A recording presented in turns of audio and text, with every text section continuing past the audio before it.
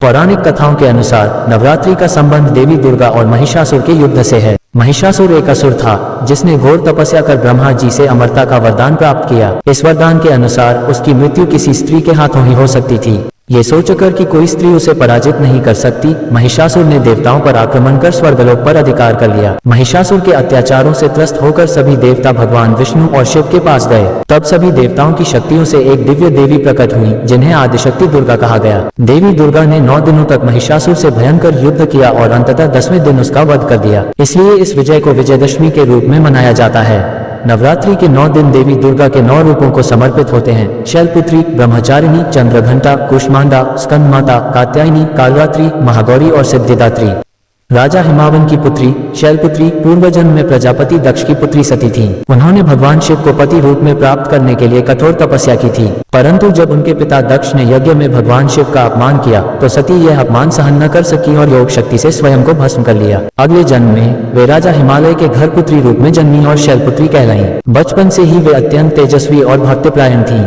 जब वे बड़ी हुई तो पुनः भगवान शिव को पति रूप में प्राप्त करने के लिए कठोर तपस्या की। उनकी निष्ठा और तपस्या से प्रसन्न होकर भगवान शिव ने उन्हें स्वीकार किया और वे शिव की अर्धांगिनी बनी। मां शैलपुत्री के दाहिने हाथ में त्रिशूल और बाएं हाथ में कमल होता है। वे वृषभ बैल पर सवार होती हैं और समस्त संसार की रक्षा करती हैं। नवरात्रि के प्रथम दिन इनकी पूजा का विशेष महत्व है।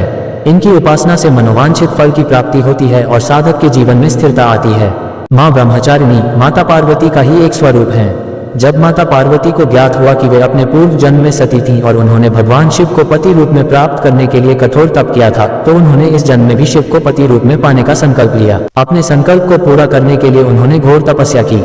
उन्होंने हजारों वर्षों तक केवल फल फूल खाकर तप किया, फिर कई वर्षों तक केवल पत्ते खाकर रही। अंत में उन्होंने अन्न जल का भी त्याग कर दिया और खुले आसमान के नीचे वर्षा, धूप और ठंड को सहते हुए तपस्या जारी रखी। उनकी इस कठिन साधना से देवता, ऋषि मुनि और सभी जीव आश्चर्यचकित हो गए। उनकी इस कठोर तपस्या से प्रसन्न होकर भगवान शिव प्रकट हुए और उन्हें वरदान दिया कि वे उनकी पत्नी बनेंगी। इस प्रकार उनकी कठिन तपस्या सफल हुई और वे भगवान शिव से विवाह करने में सफल हुई। माँ ब्रह्मचारिणी का यह स्वरूप संयम, साधना और आत्मबलिदान का प्रतीक है। उनकी पूजा करने से व्यक्ति को धैर्य, शक्ति और समर्पण की प्राप्ति होती है। माँ दुर्गा का तीसरा स्वरूप चंद्रघंटा है।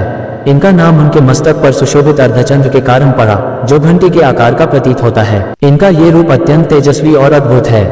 माँ चंद्रघंटा की 10 भुजाएं हैं जिनमें विभिन्न अस्त्र शस्त्र सुशोभित रहते हैं। इनके एक हाथ में त्रिशूल, दूसरे में गदा, तीसरे में तलवार, चौथे में धनुष, 5वें में कमल और शेष हाथों में अभय मुद्रा एवं वर मुद्रा होती है। इनका वाहन सिंह है जो शक्ति और पराक्रम का प्रतीक है। माँ चंद्रघंटा का ये स्वरूप शांतचित भक्तों को वरदान देने वाला होता है, लेकिन जब दुष्टों और राक्षसों का अत्याचार बढ़ जाता है तो ये रौद्र रूप धारण कर उनका संहार करती हैं। पौराणिक कथा के अनुसार जब महिषासुर और अन्य राक्षसों ने स्वर्गलोक पर आक्रमण किया तो सभी देवताओं ने माँ दुर्गा का आह्वान किया। तब देवी ने चंद्रघंटा रूप धारण कर युद्ध भूमि में प्रवेश किया।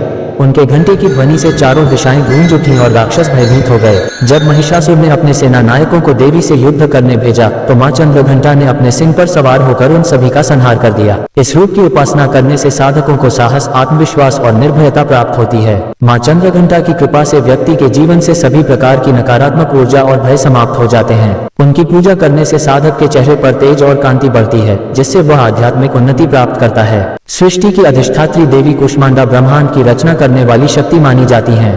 जब चारों ओर अंधकार ही अंधकार था तब देवी ने अपने दिव्य हास्य से ब्रह्मांड की रचना की। इस कारण उन्हें कुष्मांडा कहा गया, जिसका अर्थ है मुस्कान मात्र से अंत ब्रह्मांड को उत्पन्न करने वाली देवी। देवी कुष्मांडा अष्टभुजा से सुशोभित हैं और उनके हाथों में कमल, धनुष बाण, अमृत कलश, गदा, चक्र और जपमाला सुशोभित रहते हैं। वे सिंह पर आरूढ़ होती हैं और भक्तों को शक्ति व प्रकाश प्रदान करती हैं। यह माना जाता है कि उनके तेज से ही सूर्य का प्रकाश बना, जिससे समस्त सृष्टि प्रकाशित हुई। पौराणिक कथाओं के अनुसार जब संसार में कोई अस्तित्व नहीं था तब देवी ने स्वयं को एक छोटी लौ के रूप में प्रकट किया और धीरे धीरे अपने तेज से ब्रह्मांड की रचना की। उन्होंने ही सूर्य, ग्रह, नक्षत्रों को ऊर्जा दी, जिससे जीवन का संचार हुआ। देवी कुष्मांडा की उपासना करने से रोग, शोक और भय दूर होते हैं। वे भक्तों को आयु, यश और बल प्रदान करती हैं।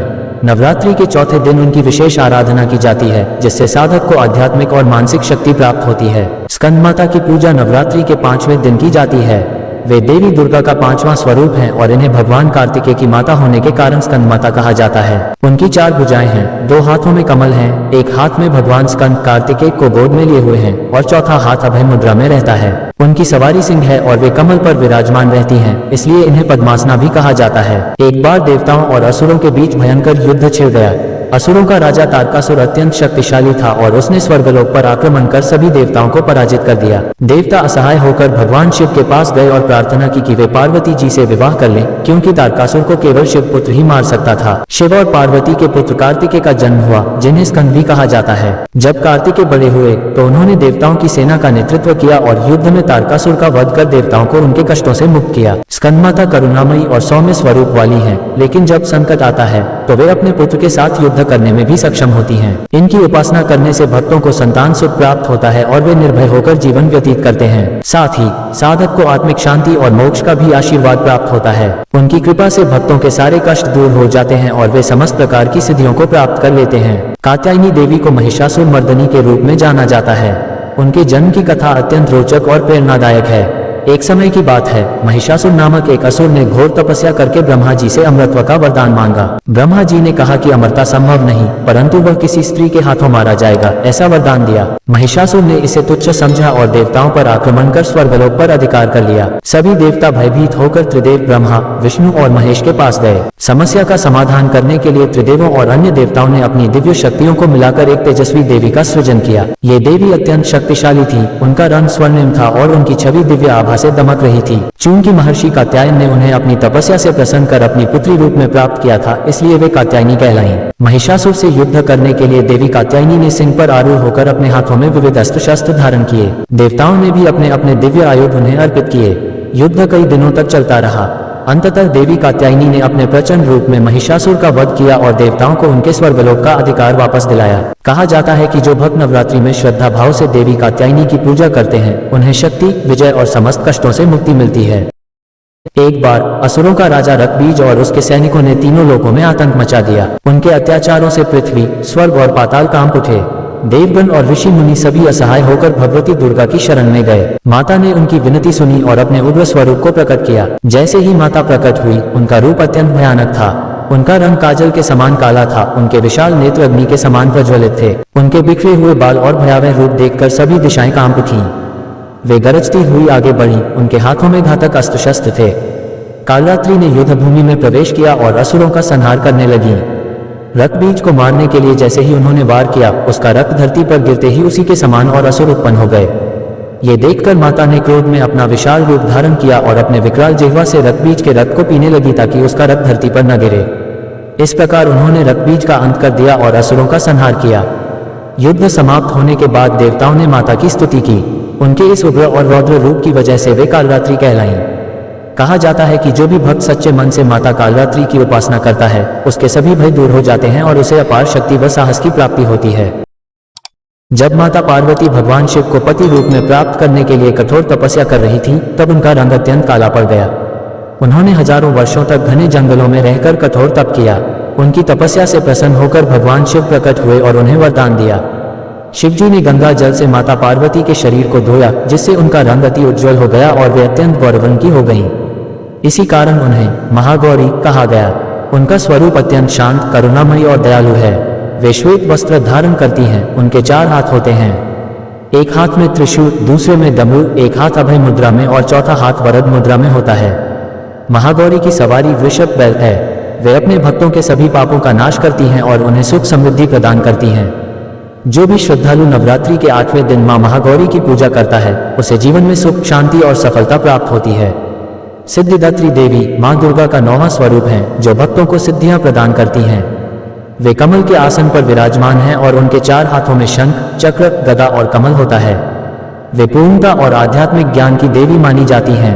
एक प्राचीन कथा के अनुसार जब ब्रह्मांड की रचना हुई, तब भगवान शिव ने देवी सिद्धिदात्री की उपासना की। उनकी कृपा से शिव को सभी 8 सिद्धियां प्राप्त हुई: अनिमा, महिमा, गरिमा, लघिमा, प्राप्ति, प्राकाम्य, ईशित्व और वशित्व। इस कारण शिव अर्धनारीश्वर रूप में प्रकट हुए, जहां उनका आधा शरीर देवी का था। देवी सिद्धिदात्री की कृपा से ही ब्रह्मा ने सृष्टि का निर्माण किया, विष्णु ने इसे संभाला और महादेव ने इसका संहार किया। देवता, ऋषि, मुनि और साधक उनकी आराधना कर सिद्धियों को प्राप्त करते हैं। भक्तों को देवी की उपासना से मनचाहा वरदान मिलता है और वे सांसारिक बंधनों से मुक्त होकर मोक्ष को प्राप्त करते हैं।